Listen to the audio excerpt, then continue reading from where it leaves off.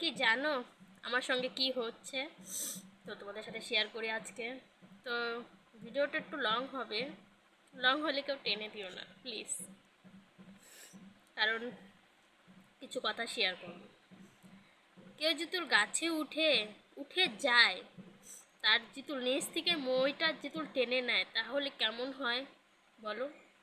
সে তো মাঝখানেই আটকে গেল না, সে তো নামতেও পারছে না, সে উপরেও যেতে পারছে না, মাঝখানেই আটকে গেল। সেরকম আমার সাথেও হচ্ছে।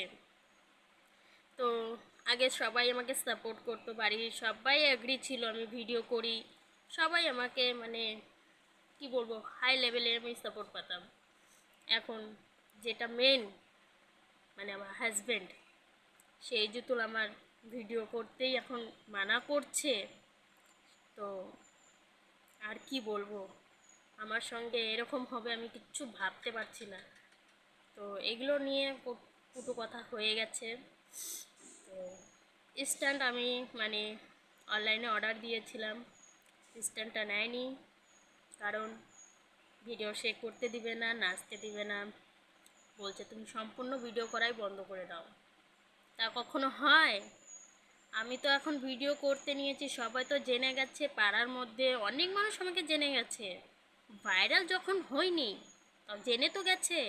ইউটিউব চ্যানেল আমার নাম আছে, ইউটিউবেও আমাকে মানে এখনও আমি হাই লেভেলে উঠিনি ভাই, তোমাদেরকে পুরো খুলে বলছি।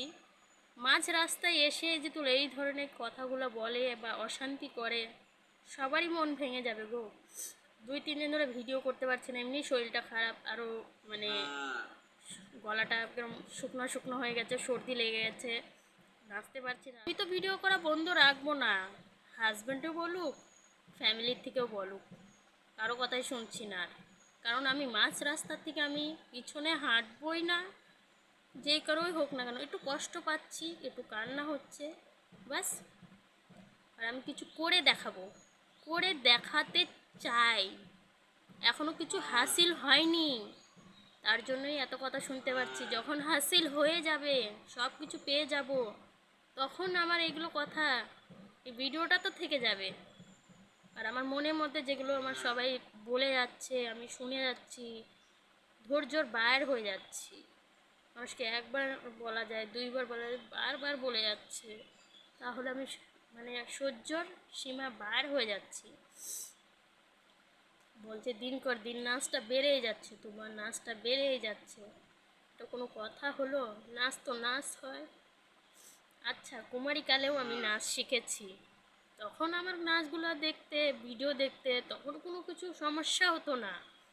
আর এখন সমস্যা হচ্ছে, কারণ আমি বউ হয়ে গেছি, এক ছেলের মা হয়ে গেছি, কারো কারো বৌমা হচ্ছি, বা অনেক কিছুই, বৌদি মদি অনেক কিছুই হচ্ছে, বড় লেভেলের মানে বউ হয়ে গেছি।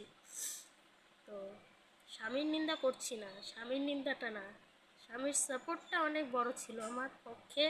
সবাই বলতে বৌদি তুমি ভিডিও করো, বাড়ির সবাই অ্যাগ্রি তো? আমাকে সবার অ্যাগ্রি হোক না হোক, হাজব্যান্ডের অ্যাগ্রিটা আছে, হাজব্যান্ডটা সাপোর্ট করে। সেই যে তোলা এখন সাপোর্ট করা বন্ধ করে দেয়, তাহলে আমার সাথে কি হচ্ছে তোমরা বুঝতে পারছো? এখন আমার সাথে কি হচ্ছে তোমরা বুঝতে পারছো? বোঝার কিছুই নাই, আমার কপালটা হয়ে গেছে খারাপ। মানে কি বলবো, এখন আমার নাচ নিয়ে প্রবলেম হয়ে গেছে, সবার কাছে নাচের জন্য প্রবলেম। আমি তো বাইরেও নাচতে যাই না, আমি বাড়ির মধ্যেই নাচা করি। আগে ঘেরা ছিল না, আগে দেখতে পেতো সবাই, এখন আমাকেও খারাপ লাগতো যে সবাই বলতো কথাগুলো। এখন তো ঘেরা হয়ে গেছে, তাতে তোমার এখন কিরম বাধ্য লাগছে। আগে তো খোলা মানে খোলা ঘর, বাড়ি ঘরে আমি নাচতাম, তখন কিছু বলতে পারতো না, আমার সম্মান তো চলেই গেছে, হ্যাঁ কি না? আমি তো ভিডিও করি এখন সবার কাছেই, মানে সবাই জেনে গেছে। এখন যদি আমি বাদ দিই, সবার মুখে আমার কি কথাটা শুনতে পাবে? আমার কথাটা সবার মুখে কি শুনতে পাবে? যে মহিলাটা খারাপ ছিল, সোশ্যাল মিডিয়াতে ভিডিও করছে, কিছু পায়নি, পড়া বন্ধ করে দিয়েছে, কিছু হাসিল করতে পারলো না, হার মেনে গেছে। ইউটিউবে সিলভার বাটন পাবো, খুব স্বপ্ন ছিল সিলভার বাটনটা আমার পাবো, আমিও সবার মতন মানে সবার সামনে ধরে দেখাতে পারবো যে আমি সিলভার বাটন পেয়েছি। না পেতেই আমার এরকম কপাল, কি বলবো। আগে তাও ভিডিওগুলো এডিট করে দিত, হেল্প করে দিত আগে, এখন তো সেই হেল্পটাও করে দেয় না। কিছু জিজ্ঞাসা করলে বলে সরাও তো, অন্য কাম নেই তোমার, এগুলোই কাম, সারাদিন এগুলো নিয়েই পড়ে থাকো, অন্য কাম আছে কি না আছে